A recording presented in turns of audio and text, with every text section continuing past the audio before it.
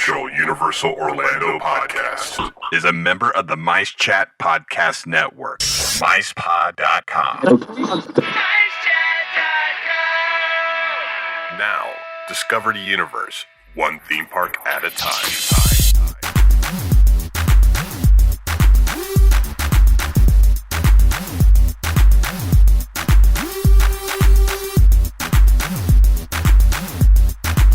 Greetings, Universal fans. It's time for another unofficial Universal Orlando podcast, bringing you all the news from the Universal Orlando Resort and Universal Studios Hollywood, Singapore, and Japan.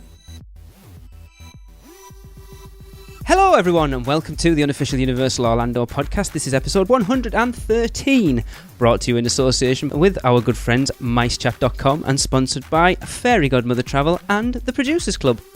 Joining me for this show is my beautiful wife, Tracy. Hello, beautiful wife. And Darren, fresh from a very long night at Halloween Horror Nights. What's up, Internet? And back by popular demand, I know you're probably not going to know who he is, Hunter. How's it going, everybody? Way! You know, Lee, after going back and listen, I'm kind of like the greatest hits collection of the show. I just play the same songs over and over, but I only do it occasionally, so it's all good. It's good to have you back, buddy. Yeah. I'm looking forward to it. Right, we're going to start, as we always do, with a listener butterbeer preference, and this one comes from listener Cesar Juarez. Hello, UUOP podcast. My name is Cesar Juarez from Los Angeles, California. I've been listening to you guys for about 6 months now in preparation for my trip to Universal Orlando, and I have to say that the frozen butterbeer is the way to go. It's the perfect drink to help you cool down after a few hours in that hot Florida sun. I want to thank you guys for all the great tips you gave in your podcast. I know that my trip would not have been the same without all the great information. Really want to thank you guys. Keep up the great work. I'll keep listening, and I look forward to going back to Universal Orlando in the next couple years. Thanks so much, guys. Awesome. Very And cool another one for Frozen. Yep. I need to put a tally up and find out but I think Frozen must be winning at the moment. Yeah, I think it's by a dominant. long shot, yeah. Of course. I've always been in the team underdog. Well- Team Pumpkin Juice, right, Tracy? Absolutely. Yeah. It seems like we got just chiming in real quick, it seems like we got a lot of positive feedback on that first-time visitor tips episode. We did, you're right, yeah. Yeah. Cool. So That's again, if anyone else has got any tips, send them in because we'll share them on the show. We're always wanting to give tips out and stuff, so that'd be cool. But we now only have one more butterbeer message left, and I'm loath to share it. Right, so please send some more in. So, of course, record us a message telling us who you are, where you are from, and whether you prefer frozen or regular. Tracy's lost I'm it. Ron Burgundy. Who put a question mark on there? You know he'll read anything you put on the teleprompter. Oh yeah, I did. I didn't realise that. Yeah. All right. I figured you'd pick up on that, Darren. Oh, yeah. So record us a message telling us who you are, where you are from, and whether you prefer frozen or regular. And email them to us at podcast@uuopodcast.com. Or on your phone, you can go to speakpipe.com/UUO podcast and record it right there. Cool. So we look forward to them coming in, and we will now move on to the news. Yep, as we talked about on episode 111, the human sacrifice that was performed inside the Bayou of Blood Scare Zone at Halloween Horror Nights 24 has been canceled, and Seth Kubersky seems to have got to the bottom of why. He writes for the Sentinel, right? Orlando Sentinel? The Orlando Weekly. Oh, Orlando Weekly. Yeah, that's Okay. the one. The Orlando. Yeah. It is That recent is my Orlando favorite Weekly. local publication. I love the Orlando. Oh, I can think of his Bruce Almighty when he's doing the teleprompter with. A lot of teleprompter-based jokes tonight. Yeah, it's not every week we get 2 teleprompter-based jokes. You see, within I've 2 got to minutes. leave that in now, haven't I? Yeah. You do. In his recent Orlando Weekly article, he wrote, rumors quickly ran rampant in online community threads that it had been censored due to complaints over the content, presumably for those with religious or moral objections to the intense depiction. In truth, the sacrifices were stopped due to guest responses, but not of that type. This was a creative decision, said Tom Schroeder. Our entertainment team makes a lot of real-time creative decisions as they watch guests interact with the experience they create for them. They add things, they remove things, and they modify things, all in the interest of making it for a great guest experience. For clarification, he turned over to the event's creative director, Mike Aiello, who informed him that his team made the decision not out of desire to avoid offending, but to increase the consistency of scares. The show's cancellation, according to Aiello, was an effort to increase the scare actor to guest interaction in the zone, based on the majority of guest feedback we received from opening weekend stating that the Mel's drive-in area felt inactive. We made a creative change, and based on the majority of this weekend's feedback, it was a positive change for the zone. The actors formerly involved in the intermittent sacrifices have instead been redeployed to roam the area for more continuous spooking, reportedly resulting in markedly higher guest satisfaction scores after the change. And I say it's all nonsense. Having watched the video of that sacrifice, I can understand a little bit, because a lot of people just stood around watching that, and then if people are walking through that scare zone, it's taking a lot of... I can see taking people out of the moment, you mean? Yeah. No, but I think it's cool that it was a cool little sideshow to watch. They have really been lacking in those recently. Like they did one year, I forget exactly what year, but it was like a freak show theme, with Jack as the host. Carnival of Carnage. That's what. All right. Yes. Yeah. And that one had a lot of little side shows and things going on, and it worked out great. So yeah. One thing I think there was something more. Yeah, one thing I wanted to mention real quick is that if I recall correctly, they kind of marketed this from the beginning as more of like a atmospheric thing with a special show that happened every hour. So it was in the plan to kind of have it, I guess, with that show, as what the hell am I? Like a major part of it. I know when you spoke to Laura at the media preview, she was quite excited that they'd added that live sacrifice to the scare zones. Yeah, and when they talked about it, they really built that up, that it wasn't as much of a traditional scare zone that you just walk through and things pop out, as there was kind of like an hourly show. Mm-hmm. Right. It appears like a lot of the guests aren't really interested in that anyway, so... Yeah. Shame, it looked awesome. I hope they take it and go ahead with it and change it slightly, rather than just going, it didn't work, so we're not going to even try anymore. Yeah, true. It's just, and what they've added in its place are about like 3 or 4 Stillwalker type characters. Okay. In that area that are really cool looking, amazingly, really, really cool, and extremely creepy. Because they freeze like statues, and they're really good at it. And then you go up to take a picture, and they're in your face. So yeah, I mean the stuff they added is definitely cool, but I would have loved to see that, because now they have this big empty stage up there where nothing ever happens. Yeah, I have heard that as well. Is it something that could be incorporated into the horror makeup show? I've always said I don't understand why that show isn't open during horror nights. Because obviously, did they cover that courtyard with a scare zone or something during? Isn't that where the media entrance is? The horror makeup show. Yeah, but only on opening night. Right. And they could always move that somewhere else. Because they could have something like that as a pre-show to the horror makeup show. Yeah. That would be cool. Yeah. Or just have it as a show. Don't necessarily have it in a scare zone. Just have it somewhere else. Mm-hmm. Because you've got Bill and Ted. Awesome. You've got Rocky Horror. Then do something like that as an extra show in an area that's not near a scare zone. Yeah. Mm-hmm. Cool. So that's that. And if you want to hear more about the scare zones, you can check out the Dead Man's Digest.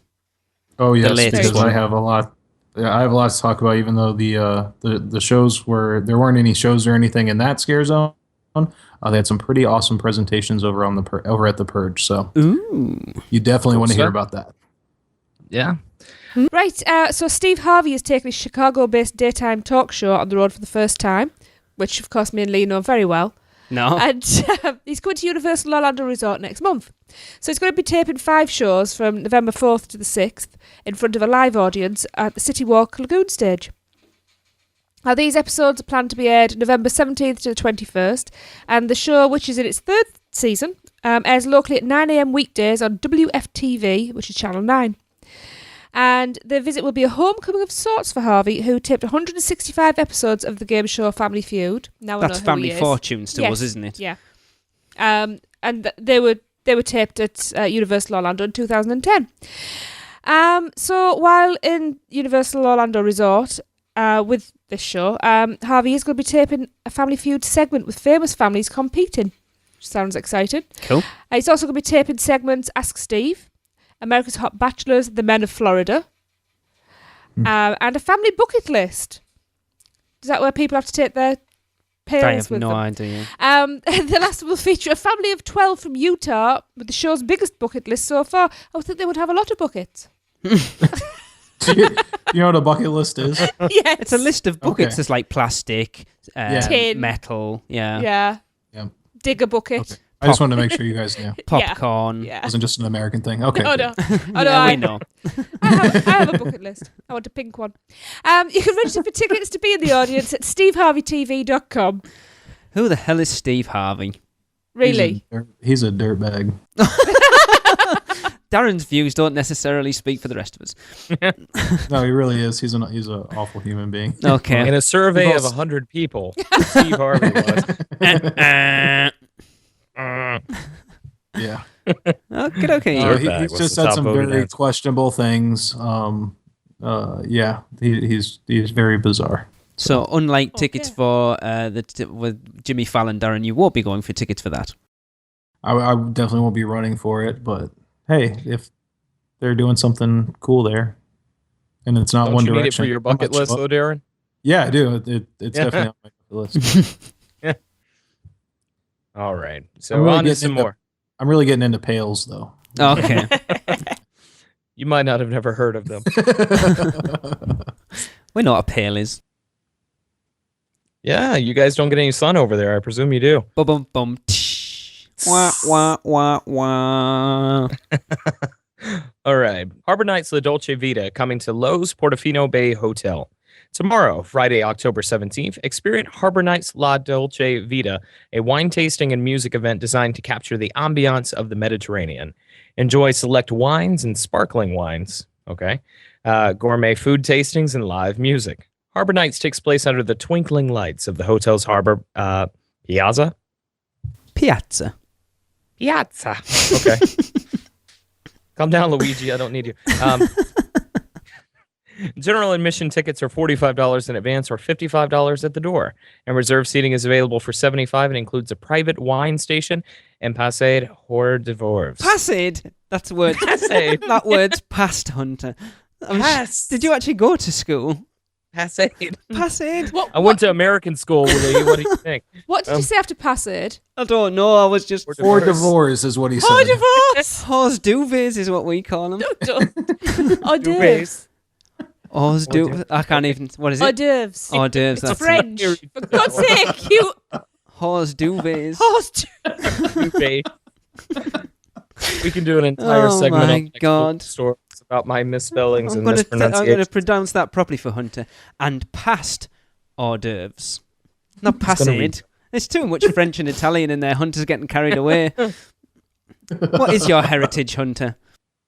My heritage? Like Darren's obviously German with Schmidt. What are you? I'm actually half Irish and half Native American. Okay. Yeah. Fair enough then. Yeah. That probably explains why I can't pronounce anything. Most people, by the time they've listened to this, it'll look done anyway. Yeah. So reserved seating is available for $75 and includes a private wine station and past hors d'oeuvres. Hors d'oeuvres. Don't swear. I can't edit that out. Can't cut that You entire can't edit that out. I'm sure you can't edit that out. What? Or do you edit out Oh my God. hors d'oeuvres? Hors d'oeuvres. Hors d'oeuvres. Hors d'oeuvres. Hors d'oeuvres. Oh, just go on to the last bit. I'm leaving some of this in. Oh God. Good. All right. Harbor Nights La Dolce Vita is for guests 21 and older. And those who can read and speak. And those who can read the wine. I will not be attending. Oh, right. No, we need to, producers, we need to get together and send Hunter and Kim to this next year because I want him to go and order off the wine list and I need it all recording for posterity. Yeah. Oh my God. Excuse me, could you pass me the hors d'oeuvres? I'd just like to point out that's not even a wine. You said it was read of a wine list. No, right. I could bring it back to some sort of semblance of order. And going back to Halloween Horror Nights briefly, Universal have announced that they've extended the hours for the event on select nights. Darren, I do believe you took advantage of that when you went this last weekend. Yes, I did. So it started on the 12th, and it included the 16th as well. But moving forward, you can enjoy 1 extra hour on the 19th, where it is open till 2 a.m. On the 22nd, when it is open till 1 a.m., as well as the 30th and the 31st, which will both be open till 1 a.m. So head over to HalloweenHorrorNight.com to find out more. And it's really necessary, especially for those people that don't have express passes. You need as much time as you can, and it's a really short time. Seems like a long time, but then you get there and you have to get everything done in such a small span because it opens at 6:30. So with 8 houses in each house, 45 minutes to an hour to 90 minutes. The highest for the waits for the big houses. You definitely need that extra time. Yeah. But no, it's good. It's good that they're doing that they've actually looked at it and gone, right, we need to do something to try and give people more time to do what they want to do. Yeah. And it made for a much more relaxed night and being able to explore scare zones a little bit more and that kind of thing. It's definitely worth it. Able to go through your favorite house again with Dracula, right, Darren? Yep. Cool. Just a quick add in here, guys. On Monday, just after we recorded, Universal Parks and Resorts said it would open a $3.3 billion 300-acre theme park in Beijing. Now, we talked about this as being a rumour a while back, but it's now official. The company and its Chinese partners did not set an opening date, but state-run media said the complex would debut in 2019. So I'm sure we will talk about this more on episode 115, which is our next news show. But we just wanted to keep you up to date, as we are your number one source for Universal news. So it's back over to the show. Well, we have finished the news. It's time to head over to the Rumour Mill. Come on, Hunter, you must have a few. Actually, you know what? I have a lot of rumors, but unfortunately they're for a competing theme park, so it's not the place. Yeah.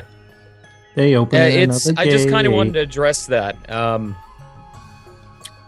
Universal's kind of squatted out for a while now. It's kind of just all the stuff I'm hearing is for Disney. Yeah. And even more local theme parks that have been rumored for a while. I haven't really heard anything out of the Universal sector for a while. Well, the last thing I heard was obviously NASCAR Cafe and NASCAR Grill's closing down. The strong rumour for that at the moment is it's going to become an NBC sports bar. Apparently, somewhere in one of the sports grounds in Philadelphia, they've just built a new sports ground and they're adding one in there. Okay. Because obviously NBC have a lot of sports on TV over in America, so just perfect symmetry to kind of keep it as the sports bar that it is. True. And not have to pay a license for a new place. And put their brand inside it, so... I mean, I'd be disappointed because it'd still be somewhere I wouldn't go on. I'd like to see... I like Nina's idea of putting a Dave and Buster's type thing in there. Yeah. Yeah, but this way they don't have to retheme a lot. I mean, just take down the NASCAR stuff, put out NBC Sports logos, you're good. Yeah. Oh, I did hear something different. Go on then. Well, I heard there was a UUOP store coming. You said that last time. No, I didn't. We got your plushes and your flamethrowers and your mispronunciation guides. With such classics as Facade. Facade. Everyone's trying to think now of all the mispronunciations. It'll exit into the Cinnabon. There have been plenty. But that's it. There isn't much. I know that Kongstruction's finally gone vertical. Yes. It has. Looks huge. There's still rumours flying around that may be open by the end of next year, so I'm keeping my fingers crossed that it will be open for when we come over. Have we heard any more Jurassic World stuff? Nothing. It's pretty much died a quiet, death. Hasn't it? Yeah. Jurassic Park always builds up every couple months. We talk about it for 2 weeks and then it just simmers out of nowhere. Yeah, it's like the whole Twister rumour sort of died a little bit. That came up where apparently the team members at Twister have been told that it's closing and that it was going to be Fast and the Furious, and that's kind of died as well. Yeah. I do know that a couple of my friends who work the ET attraction are actually getting relocated. I don't know if there's anything for that, but hey. No, well, I know someone who works there, and apparently because the interactive bit at the end hasn't been working for quite a while, but they've closed it down because they're actually doing a full refurb on that system. Oh, good. Good. Oh, okay. So that's good. You know, I don't mind that. I'd like to see him keep at least one. You hate ET though, don't you? Yeah, just a bit. Kid Zone. Nothing coming out of there, period. No, it's the big rumor I heard for Kid Zone was it's supposed to be going down for demolition area. very, very soon. Yeah. And we haven't heard anything Ministry of Magic wise ever since, the numbers for Diagon Alley came out, and it's just kind of... I know, that's worrying. Yeah, I mean, Alan Gilmore hinted at it a few weeks back. It kind of said that that's probably where they go, but... Have we heard any more on Sapphire Falls? No. Resort? Nothing? Still, there's no construction. It's still just flattened all off, hasn't it? There was something... Yeah. I wanted to, it's not rumour-wise, but something I wanted to discuss, and it kind of goes into what Hunter sort of mentioned there about Disney. This thing... Now, I know Universal filed a patent maybe 3 months, 6 months ago for a kind of RFID, like a magic band type thing like Disney. And all this thing that's going on at Disney at the moment that Toy Story Mania is now FastPass Plus only. For a limited time. It's not a permanent thing. It was actually for it was less than a week because. Oh, is it back up normal now? All right. Yeah, the normal queue is back up. Right. So, but I know B, our guest, is now for quick service on a lunchtime. That's currently FastPass Plus only. They're still toying with a brand new system. I don't think they're going to be permanent changes. Bearing that in mind that Disney are looking at this route and that Universal have filed a patent for something very similar, do we ever see them going down the route that Disney have with a magic band planning? I think it'd be pretty hilarious if they did, considering this year's Bill and Ted show. Yeah. Where they just make fun and rip up the magic band thing to pieces, and then if they start doing it afterwards, that'll be pretty funny. But I don't know, because I feel Disney... Disney's always had more of a mindset of kind of like planning your vacations. Yeah. Well, it seems like Universal has always kind of embraced a spontaneous, okay, we're going to go do this type feel to it. I'm not sure if it's just the layout of the parks attribute to that better or what's going on. But Disney, I remember we've always planned for, and Universal, we kind of just show up and do whatever we want all day. See, for someone who comes a long distance for like a couple of weeks, I would say we plan the same for both. We do, yeah. For everywhere we go. But yeah, I think you have to plan a little bit more for Disney just because it's busier. But I think Universal's getting more that way that you need to. I think you certainly need at least a very loose game plan for it. Well, look, we got a message after. Funny enough, going back, Hunter, on your comment about the listener, the first time mistakes and the hints and tips. Tracy got an email from a listener who kind of, because of what Tracy said, that you need to, one of the big things was that you need to plan your trip. She was kind of panicking because she was expecting to be able to just turn up and do it. And she was like, I didn't realise that I would have to plan at all. And Tracy's been helping out quite a bit. And I think the problem, it's getting that way where you need to plan a little bit more, not loads. I still don't think you need to sort of, not like you do with FastPass Plus, is literally plan every... But then I suppose it depends when you go in as well. 2 years from now, on July 15th, I will be sitting down at this restaurant at such and such time. I've never liked that idea, truth be told. Now, I think you kind of hit the nail on the head there when we talked about kind of planning your vacation, because Transformers and Gringotts have been experiencing, 10, 15-minute waits, while, say, Disney's new attraction this time of year, same time of year as Universal, of course, is getting 45, 75-minute waits. I don't think Universal's still nearly as popular as Disney. No, I don't think the Wizard, like Diagon Alley's done quite what they thought it was going to do. But then, as you said before, Hunter, you can't make a full judgment of it yet because they didn't get a full summer behind it. No. Exactly. They didn't get a full summer. They announced the opening date very shortly before the opening.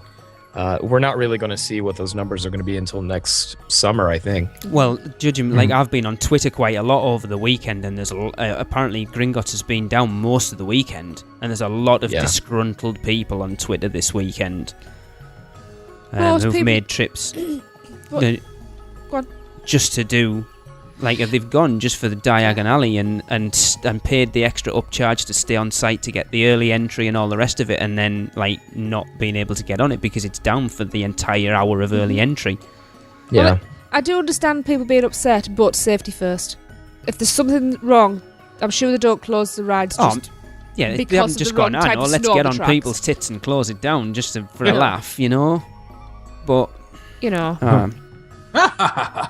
yeah, we've got your money now. We don't even have to put the ride on. We just tell you it's down. But it's easy. It is easy. When people are disappointed, they do sound off. We all do it. Yes. But with hindsight, you've got to remember, it's obviously a safety issue. Absolutely, you know. And I'd rather be safe. It's still a new system, you know. Yeah. Things happen, but Yeah. Ooh. Yeah. But yeah, kind of like the only things I've been hearing are coming out of Disney and other Central Florida type things. yeah. Especially now that, Halloween Horror Nights is up in full swing. Queen? Squeeze. That is also my guide coming to the UUOP store. Hunter's Americanisms. Yeah, exactly. Hunteries. But yeah, there isn't much at all, really. Just sort of that NBC cafe thing was the only thing that's really been going around. We heard anything about the expansion to Hogwarts Castle with the restaurant and things like that in a while? No. I think like Darren said and like you've said, I think really they're going to look at it and go, I think we need to hold off for another year before we even start considering anything like that. They need To get the final look at what those numbers are. Yeah, they need some non-Potter stuff, I think. I think it's time. Like, people... I think it's clear that after the Diagon Alley thing and the numbers came out, I think it's clear that people are kind of burnt out a little bit on so much of the park being Potter.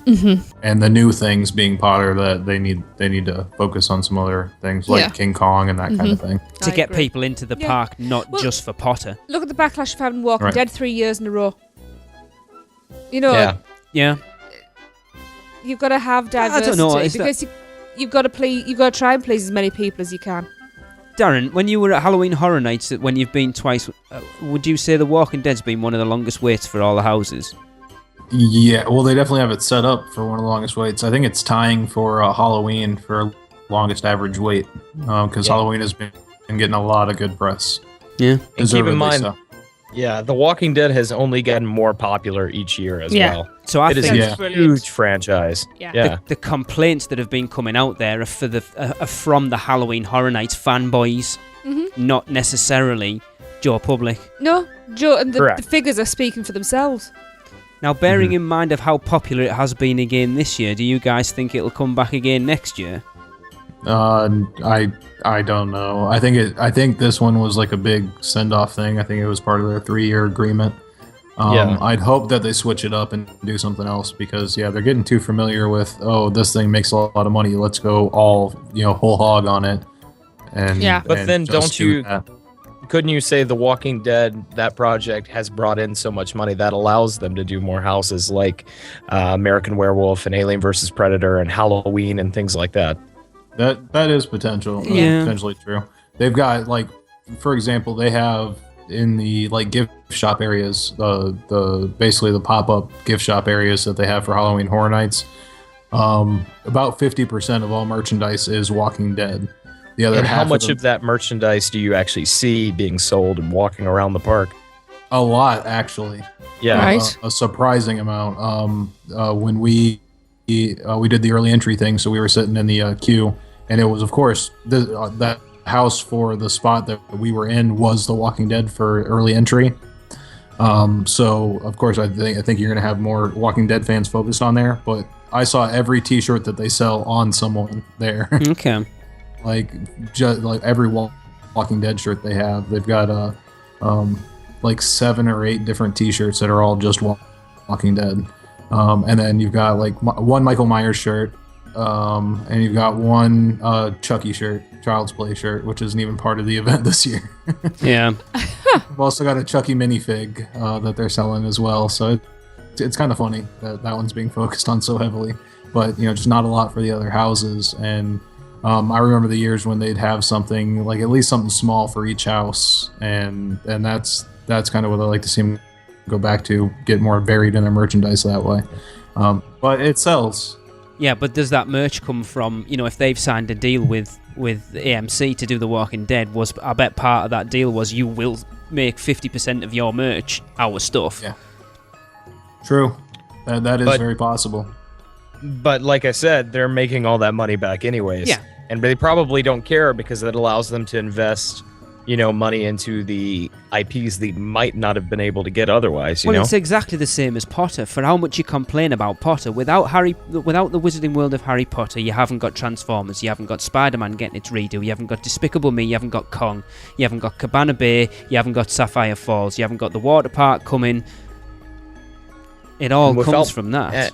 And we've talked about it before because, before Potter, Islands of Adventure, for a time there, was only open, select hours, select days, and things like that as well. So there's something to be said for how much a certain independent property can bring into a park. Absolutely.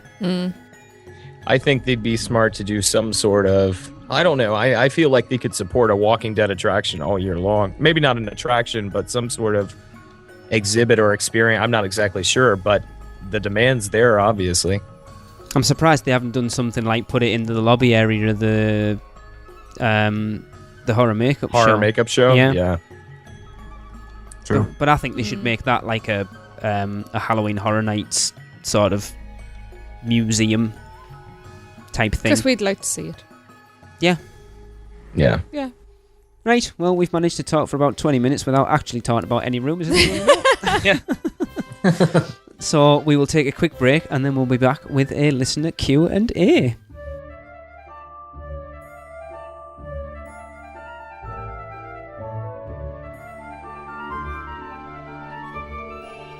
Diagon Alley is now open at Universal Studios Florida, and we know all you witches and wizards can't wait to visit. So let our friends at Fairy Godmother Travel deal with the muggles in resort reservations. They are a Universal Parks and Resorts specialist, as well as an authorised Disney vacation planner, and their service is free to you. From the new Cabana Bay Hotel to those other hotels run by a mouse, Fairy Godmother Travel can book all your Orlando vacation needs. And make sure to let them know you heard about them because of UUOP. Because every UUOP referral helps us continue to bring you the best Universal coverage. Contact them today by phone at 832-284-4002 or toll free on 888-939-642539 or go to fairygodmothertravel.com. Let Fairy Godmother Travel make your next vacation magical.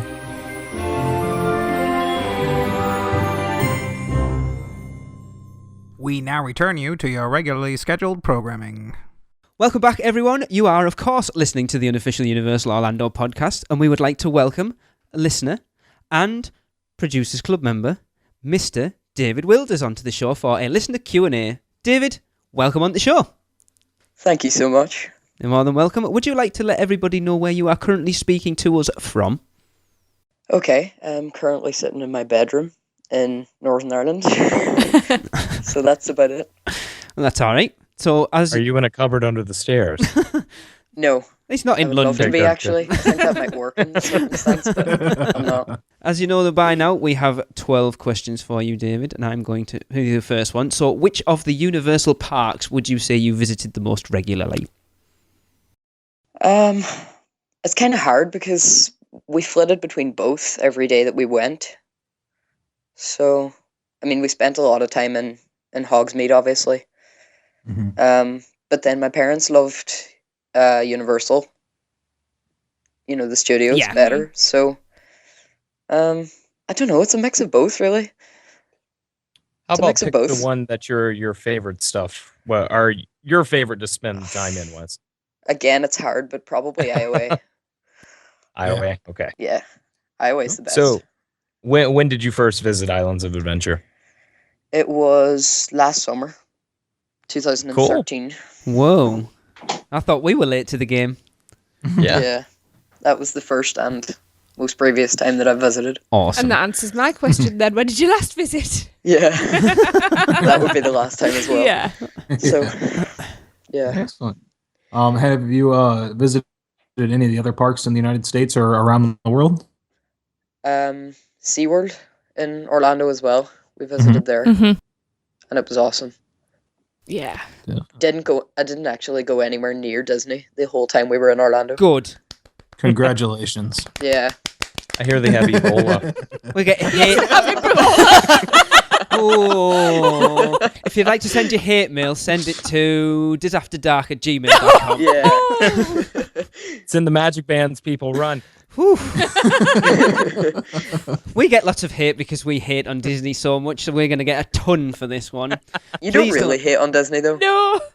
No. You put a face on it, but I think Darren hates Disney more than anyone. I don't know. I think my hate of it's quite big at the moment, to be honest. But anyway, I make jokes, but Lee's constantly on me. You talk too much about Disney. it's the fact that you weren't on the last show because you were at Disney. About that. This is an awkward question then, David, but which is your favourite retired attraction? So even though you haven't been on it, which one would you, which attraction that's not there anymore would you have liked to have ridden? There's only one correct answer for this. Yeah, it's Back to the Future. That's right. Darren, you're not allowed to lead the witness. No, it has to be Back to the Future. It's my favourite movie of all time, so to have ridden that would have been awesome. Cool. So, And Jaws. kind of, obviously the obligatory Jaws. Oh, Jaws! yes. That was. That's I dictated love me. Jaws. I miss Jaws. so which is your favorite current attraction? That can be between the two parks. Yeah, Yeah. Forbidden Journey. Good pick. good Yeah. pick. Absolutely. Yeah. Good answer. Solid pick. Yes. And what is your favourite park area? Again, Potter, the most boring answer, but that's probably it. Best This answer. is the answer we get off most people. Oh God, I just said best Yeah. answer. What? I like just said I like best answer. Superhero Island too, though. Before the Yeah. Wizarding World, that was my favourite area. Yeah. Yeah. Especially just as the sun starts to go down when all the neon comes on. It's really cool. It is. It's a cool place. Yeah. definitely. It definitely So- is. Yeah. So out of all the time you spend in the park, all that extensive time, what's your best memory? What's your best memory of visiting a Universal park? It's probably whenever I walked past through City Walk, and then I came up across to the Globe, Oh yeah. and then when I walked up to the Globe, my eyes filled with tears, basically, Oh. Yeah. because I You had a been Malaby planning this- moment. Yes, Yeah. without a Malaby doubt. Malaby moment. Oh. I had a similar had an type MM. moment. I had a similar type moment coming up to the arch at Hogsmeade as well. Mm-hmm. But the Globe one probably steals it because I had been planning it for months and listening to the podcast for months and dreaming about going there, and then it just became a reality all in that second, and it was crazy. It's good though, isn't it? It's good that you feel that connected to something, that it does bring out an emotional response. Yeah, Yeah. It's the Definitely. music. The music at the entrance to Islands of Adventure gets me I every know. time. I know. Yeah. I'm usually handing you the tissues. I have that downloaded on my phone too. Yeah, Yes. I love the That music old of Port of iOA Entry. soundtrack that they used to have. Yeah. Do they still sell that now? They don't. No. I was quite lucky that we bought a copy in 05. Yeah. Yeah. 'Cause I Mainly- I found that somewhere online and downloaded it. Yeah, I love it. Probably the reason is there's so much licensed music now. Yeah. Maybe, With yeah. the Harry Potter score and things. I think you'd find now, though, there's that many Universal fans out, like that they are genuine Universal fans now. They would still sell a ton of those things. Yeah. Yeah, the fan base is growing since Potter. Without Absolutely. a doubt. I can't wait for the Q is for Quad remix. Q is for I'm quad. not doing that. Quad is for The dub- quandary. Yeah. The dubstep mix. Yeah. Wop, wop. Oh dear. Oh, I'd buy Quad, that. quad, quad, quad, quad, quad. Oh, it's me, isn't It it? is you. That's why I've been pointing at you. you. Do you know, I'm just delaying time. Come on, Lee. David, when you were over there, where was your favourite place to eat? Again, this is such a boring answer, but the Three Broomsticks. That's a good answer. It is cool in there. That's where I had my first butterbeer and saw Awesome. all the Oh, shadows cool. on the wall. Yeah. See, Darren, do they have any of the projections like that in the Leaky Cauldron? No. Actually, that's where we had our first butterbeers. Yes, that's where we had ours Yes. as well, actually, thinking of... Yes, you're right. Yeah. I think I've watched the video of that on your it's Instagram. it's on our Yeah. YouTube channel, yeah. That's how sad I am. That's But not anyway. So, what is your go-to song on Rip Ride Rocket? Don't say One Direction. No, it's not One Direction. I'm really not sure. I didn't write it when I was over there, so... What? All right. No, I didn't write it when I was over there. Why? So, I heard a lot of, things about it being unsafe, and then And that's don't why actually- I... yeah, and I I don't won't- actually like roller coasters that much. Oh, that's so- fair enough. Yeah. Darren and I actually slid out the back end when we were going up the hill the other day. So. Yeah, but we Yeah. did a sweet backflip though. Yeah, exactly. Am I the only one on this podcast that will ride Rip Ride Rocket and actually really I like it? think so, because I legitimately Probably. feel unsafe on I Rip won't Ride ride Rocket. it again. Oh, me and Raymond went on it on our last time and we loved it. I think I've said it's my favourite coaster in those parks at the moment. As long as you don't fall out. exactly. Yeah. Just plummet into your death from Yeah. the very top. Hey, what a way Not a bad way to go out. It's the Halloween Horror Nights theme, yeah. Yeah. Mhm. It's the new maze next year. Yeah. Ma'am, can we license out your husband for this year? Right. So, do you remember your Men in Black high score? Ooh. I think it was somewhere near 500,020 or something. That's Very respectable. 520,000, something like that. That's very respectable. Very good. Yeah. Took Darren 5 years to get to that point. It did. My little brother got the highest, though. Really? He never lets me live it down. Because I'd been reading on Orlando Informer and All things, right. how to get 9999999. And it didn't come to fruition. And then he won just by firing randomly. Yeah, Oh. that's usually how it goes. The trick Yeah, is but- for it to break down at the exast part like it did with us. That's how I've already said it. That's how we did it. I think I was sitting in Darren's faulty gun place. Yeah, Yeah, they exist. that's where I was. Yeah, Yeah, I'll go with that. Yeah. And your final question, and this one should be pretty apt for you. Which Hogwarts house do you associate yourself with? Hufflepuff. That's my boy. Hufflepuff. Any particular reason? I took the quiz on Pottermore, basically. Oh, well, there you go then. There you go. Good stuff. Yeah, I need to But do it- that. Yeah. All the best people I know are Hufflepuff, so. Is that what you class yourself as Hunter? I am a Pottermore sort of Gryffindor. However, my girlfriend and my best friend and all my closer friends are pretty much Hufflepuff and Slytherin, so. Yeah. Hufflepuff rule. I need to go on to Yeah. Pottermore and find out what I officially get sorted into. There's a question say, do you have the dark mark? And I say yes. And they go, right, well, you're in Slytherin then. You'd probably get told you're a squib. Get Oh, out. quite possibly. A 4-way hat stall. Somehow you're a house elf. Sorry. No, that was Hunter. We decided Hunter was the house elf. Filthy muggle. A wannabe wizard.